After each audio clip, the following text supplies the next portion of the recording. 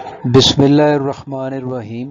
کربلا کا واقعہ انسانی تاریخ کا سب سے زیادہ ذکر کیا جانے والا واقعہ ہے۔ اس سبق میں انتہائی اختصار کے ساتھ اس واقعے کے پس منظر، اسباب، واقعات، نتائج اور کچھ غور طلب نکات کو کور کیا گیا ہے۔ اس نقشے میں آپ کربلا کی لوکیشن دیکھ سکتے ہیں اور اس کے ارد گرد کے علاقے کو دیکھا جا سکتا ہے، جس میں عرب، جس میں مکہ اور مدینہ شامل ہیں۔ عراق میں کوفہ اور کربلا تقریباً ساتھ ساتھ ہیں، اور شام میں دمشق بھی دیکھا جا سکتا ہے۔ واقعہ کربلا کے پس منظر میں تھوڑا سا شجرہ سمجھنا بھی ضروری ہے۔ عرب میں اللہ کے حکم سے ابراہیم نے اپنے بیٹے اسماعیل کو آباد کیا۔ دونوں نے مل کے کعبہ کی تعمیر بھی کی۔ اسماعیل کی نسل میں عبد المناف کے دو بیٹے ہاشم اور عبد الشمس تھے۔ ہاشم کعبہ کے متولی تھے اور بہت عظیم بزرگ تھے۔ عرب میں ان کو بہت مانا جاتا تھا، جبکہ عبد الشمس کا بیٹا امیہ ہاشم سے سخت بغض رکھتا تھا اور اکثر ان کو نیچا دکھانے کی کوشش میں رسوا بھی ہوتا رہا۔ بنی امیہ یعنی امیہ کی اولاد، اور بنی ہاشم یعنی ہاشم کی اولاد۔ بنی امیہ کا بنی ہاشم کے خلاف بغض آئندہ بھی نظر آتا رہا۔ 11 ہجری میں رسول صلی اللہ علیہ وآلہ وسلم کے جانے کے بعد مسلمانوں نے پہلے خلیفہ کا چناؤ کر لیا۔ پہلے خلیفہ نے دوسرے خلیفہ کو نامزد کیا اور تیسرے کا چناؤ شورا نے کیا۔ تیسرے خلیفہ عثمان، جن کا تعلق بنی امیہ سے تھا، نے اپنے گورنرز زیادہ تر اپنے رشتہ داروں میں سے ہی رکھے۔ مروان بن حکم کو اپنا مشیر خاص رکھا، جس کو رسول نے اپنے دور میں مدینہ بدر کر دیا تھا۔ معاویہ کو شام کا گورنر بنایا۔ اس طریقے سے خلافت بنی امیہ کی بنیاد پڑی۔ شہادت عثمان کے بعد معاویہ نے علی کی خلافت کو ماننے سے انکار کیا۔ یوں مسلمانوں میں دو دھڑے بن گئے۔ علی نے کوفہ کو پائے تخت بنایا اور ان کے 5 سال جنگوں میں گزر گئے۔ کوفہ میں علی کی شہادت کے بعد مسلمانوں نے حسن بن علی کو اپنا خلیفہ چنا۔ حسن بن علی نے اپنے لوگوں کی تھکاوٹ دیکھتے ہوئے معاویہ سے جنگ جاری رکھنے کی بجائے 6 ماہ بعد صلح کا راستہ اختیار کیا اور خلافت معاویہ کے سپرد کر دی۔ صلح کی شرائط میں سے کچھ اہم شرطیں یہ ہیں کہ علی، اہل بیت اور ان کے ساتھیوں کی حفاظت کی جائے گی۔ معاویہ نماز جمعہ کے بعد اہل بیت اور علی کو گالیاں دینے کی ریت کو ختم کریں گے، اور سب سے اہم یہ کہ معاویہ کو اپنے بعد خلیفہ نامزد کرنے کی اجازت نہ ہوگی۔ یوں 40 ہجری میں خلافت شام میں منتقل ہوگی۔ حسن بن علی 50 ہجری میں زہر کی وجہ سے شہید ہوئے۔ معاویہ نے معاہدے کے برخلاف مرض الموت میں یزید کی بیعت حاصل کرنے کی کوشش شروع کر دی اور 60 ہجری میں معاویہ کی وفات ہوگی۔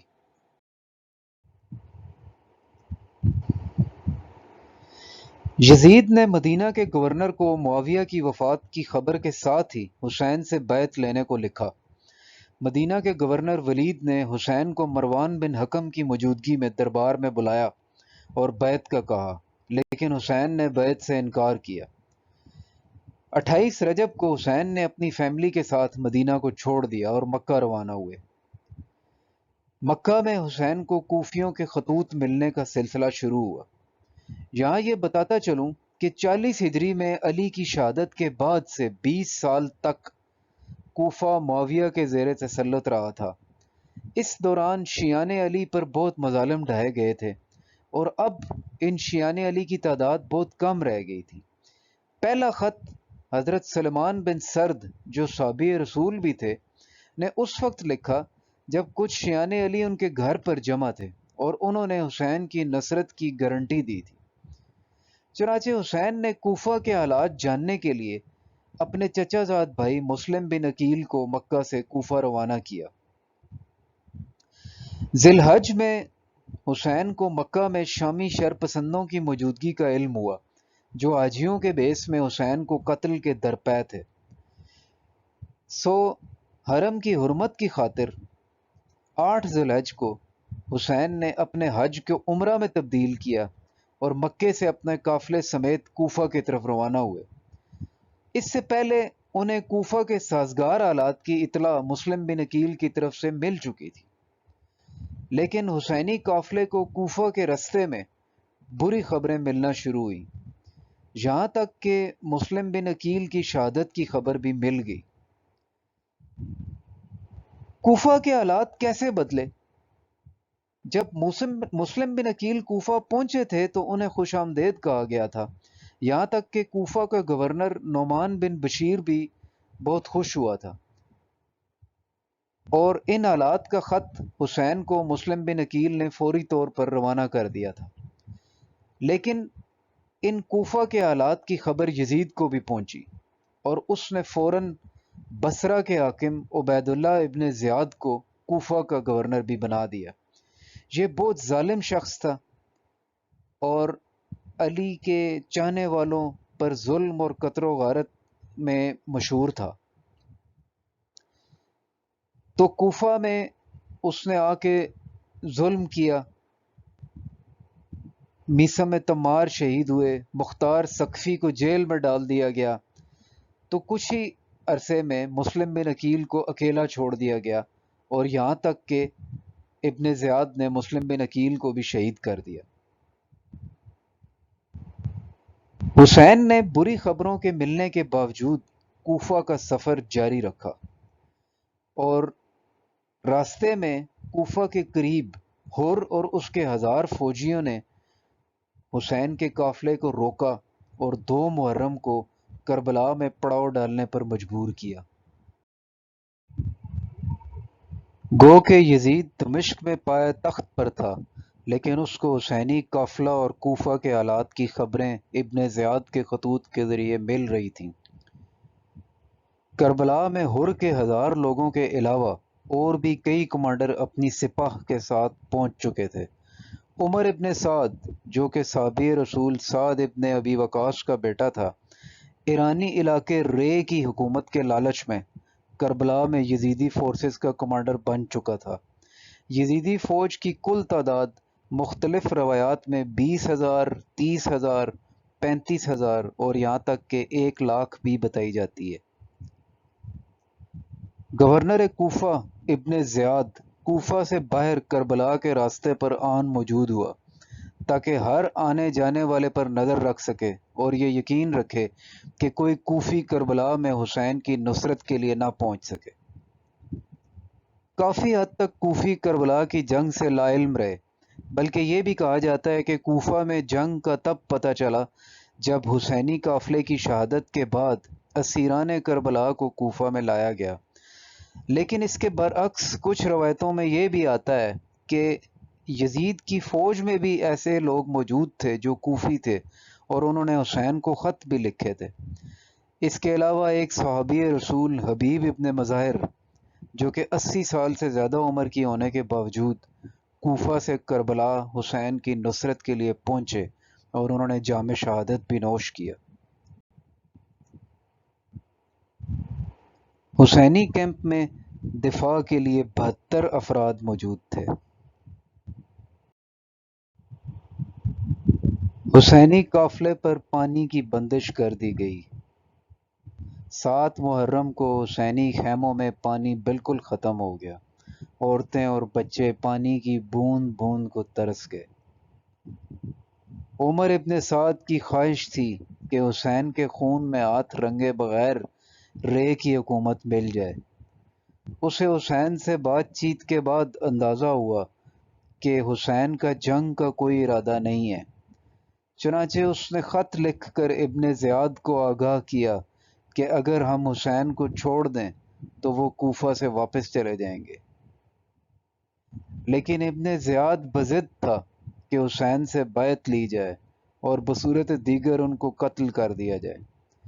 اس نے ابن سعد کی کمزوری دیکھتے ہوئے شمر ابن ذی الجوشن کو روانہ کیا اور ابن سعد کو پیغام دیا کہ وہ فوراً جنگ کرے اور حسین کا سر یزید کی خدمت میں بھیجا جائے، ورنہ وہ فوج کی کمان شمر ابن ذیلجوشن کے سپرد کر دے۔ 9 محرم کے لیے جنگ بالکل تیار تھی جب حسین نے عبادت اور استغفار کے لیے 1 دن کی مہلت مانگی۔ حسین نے اپنے جانثاروں کو بیعت سے آزاد کر دیا اور یہ کہا کہ آپ لوگ جا سکتے ہیں، کیونکہ یہ لوگ صرف میرے خون کے پیاسے ہیں۔ حر بن یزید ریاحی، وہ کمانڈر جس نے حسین کے قافلے کو کربلا پر پڑاؤ ڈالنے پر مجبور کیا تھا، اپنے ضمیر کے ملامت کرنے پر یزیدی لشکر کو چھوڑ کر حسین کے ساتھ آ ملا۔ یوم عاشور کا آغاز اذان علی اکبر سے ہوا۔ علی اکبر یعنی حسین کے بیٹے۔ حسین نے یزید کی فوج سے خطاب کیا، اپنا تعارف کرایا تاکہ حجت تمام ہو جائے۔ اس خطاب کے دوران شمر بن جلزوشن مداخلت کرتا رہا۔ آخر کار عمر ابن سعد نے سب سے پہلا تیر حسینی خیموں کی طرف چلایا اور یزیدی فوجوں کو کہا کہ گواہ رہنا کہ جنگ کا آغاز میں نے کیا ہے۔ ایک ایک کر کے حسین کے ساتھیوں اور رشتہ داروں نے قربانیاں پیش کی۔ اس جنگ میں قربانیوں کی ترتیب رسول اور علی کی جنگ والی نہ تھی، جہاں رشتہ دار پہلے اور ساتھی بعد میں جایا کرتے تھے، کیونکہ کربلا میں سب نے شہید ہونا تھا اور دیر تک زندہ رہنا زیادہ مشکل تھا۔ یزیدی فوج نے حسینی لاشیں بے کفن اور بے گور چھوڑ دیں، ان کے سر جسموں سے جدا کیے اور نیزوں پر بلند کیے۔ عورتیں، بچے اور بیماروں کو اسیر بنایا اور شہیدوں کے سروں کے ساتھ پہلے کوفہ اور پھر دمشق لے جایا گیا۔ شہدائے کربلا کی کل تعداد 72 بتائی جاتی ہے۔ اس میں حسین کے ساتھیوں کے علاوہ ان کے 20 رشتہ دار بھی شامل تھے، جو تمام حضرت ابو طالب کی نسل میں سے تھے۔ علی ابن ابی طالب کی اولاد میں حسین خود اور ان کے بیٹے علی اکبر اور علی اصغر، اس کے علاوہ ام البنین کے بیٹے عباس، عثمان، عبداللہ اور جعفر، ابو بکر اور محمد، اس کے علاوہ حسن ابن علی کے 4 بیٹے قاسم، عبداللہ، عمر اور ابو بکر شامل تھے۔ عقیل بن ابو طالب کے 3 بیٹے جعفر، عبد الرحمن اور عبداللہ، اور پھر عبداللہ بن مسلم اور محمد بن ابی سعید یہ شامل تھے۔ اس کے علاوہ مسلم بن عقیل اور ان کے 2 بیٹے محمد اور ابراہیم کوفہ میں واقع کربلا سے کچھ عرصہ پہلے ہی شہید ہو گئے تھے۔ جعفر بن ابو طالب کے 2 بیٹے اون اور محمد، جن کی ماں زینب بنت علی تھی۔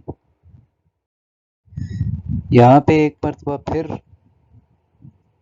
جو کربلا میں حسین کے رشتہ دار جو کہ تمام ابو طالب کی اولادیں تھیں، ان کو ایک فیملی ٹری کی شکل میں دکھایا جا رہا ہے۔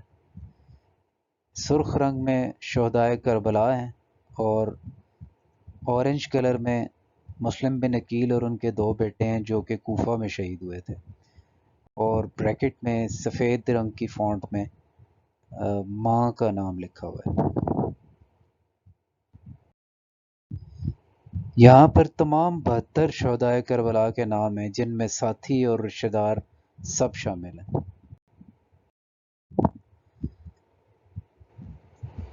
عاشور کے روز جنگ کے بعد تمام عورتوں، بچوں اور بیماروں کو اسیر بنا لیا گیا۔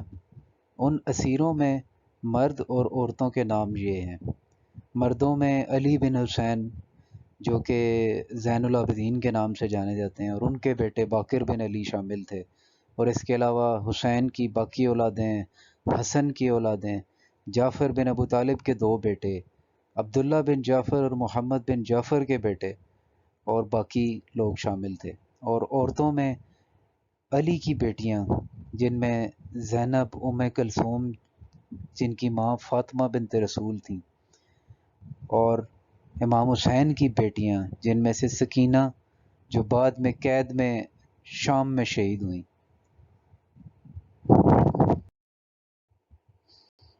ایک دفعہ پھر کربلا کے اسیروں کے نام دکھائے گئے ہیں۔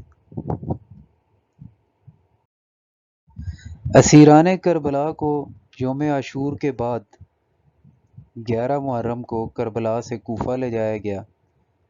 12 محرم کو یہ دربار ابن زیاد کے دربار میں پیش کیے گئے۔ اس کے بعد وہاں سے ان کو دمشق میں یزید کے دربار کی طرف روانہ کیا گیا، جہاں یہ یکم صفر 61 ہجری کو پہنچے۔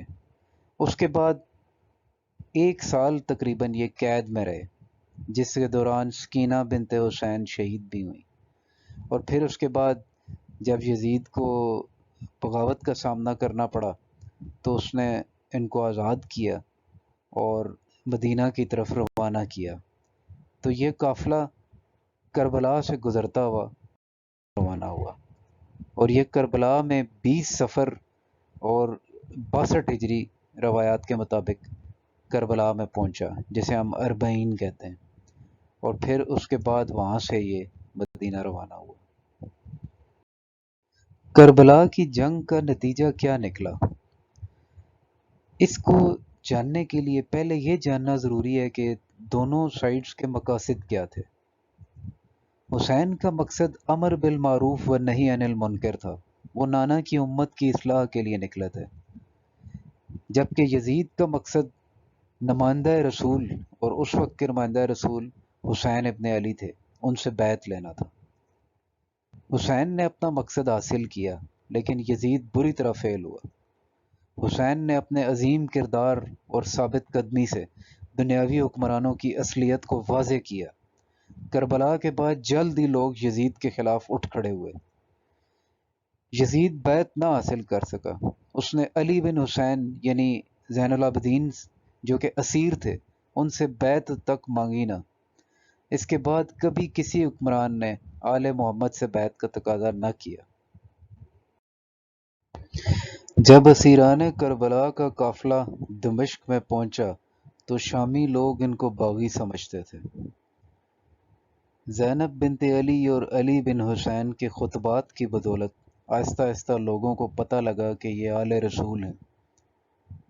کچھ عرصہ میں شہادت حسین کی خبر مدینہ میں اور باقی علاقوں میں بھی پہنچ گئی۔ چنانچہ یزید کی سلطنت میں ایک عام بغاوت شروع ہو گئی۔ 63 ہجری میں مدینہ کے لوگوں نے یزیدی گورنر کو نکال دیا اور بغاوت کی۔ جواباً یزید نے مدینہ پر حملہ کیا اور لوٹ مار کروائی۔ مکہ کی بغاوت کو عبداللہ ابن زبیر نے کمان کیا۔ یزیدی فوج نے مکہ پر حملہ کیا اور اس دوران کعبہ تک کو آگ لگا دی۔ 14 ربیع الاول 64 ہجری کو یزید مر گیا۔ جلد ہی ابن زیاد بھی لوگوں کے خوف سے بصرہ سے فرار ہو گیا۔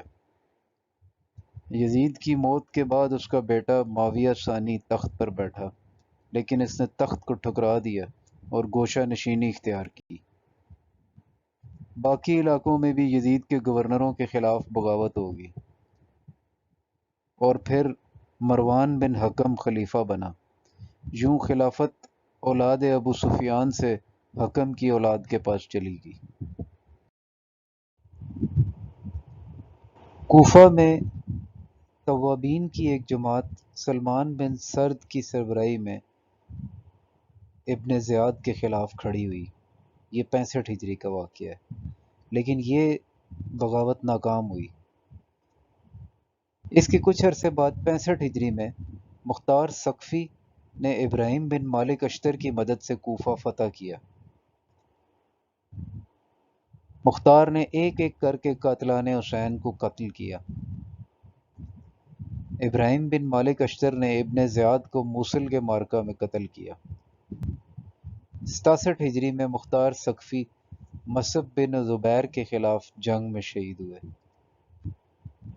132 ہجری میں بنو امیہ کی حکومت کا خاتمہ ہوا اور بنو عباس کی حکومت شروع ہوئی۔ اس کے بعد مملوک عباسی اور پھر عثمانی خلفاء کا دور آیا۔ بنو امیہ کا فیملی ٹری۔ آخر میں کچھ غور طلب سوالات۔